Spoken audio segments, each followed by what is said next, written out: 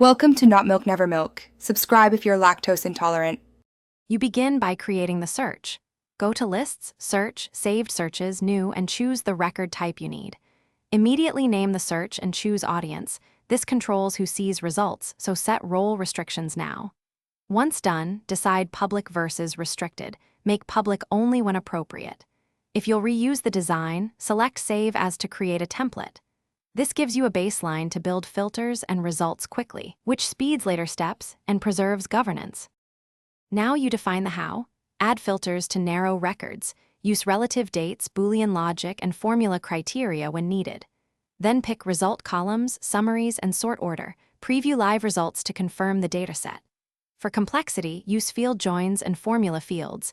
These let you compute values or compare fields. Make sure summary types match your goal, for example, group or sum. Once the result view looks correct, test by changing one filter to validate edge cases and unexpected blanks. Finalize by saving and choosing whether to run now, schedule, or export to CSV.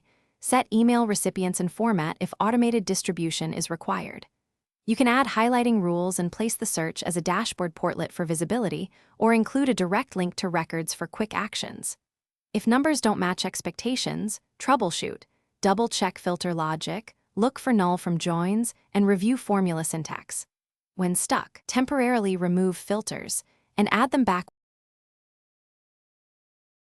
Thanks for watching. If this was helpful, leave a like and consider subscribing. See you next time.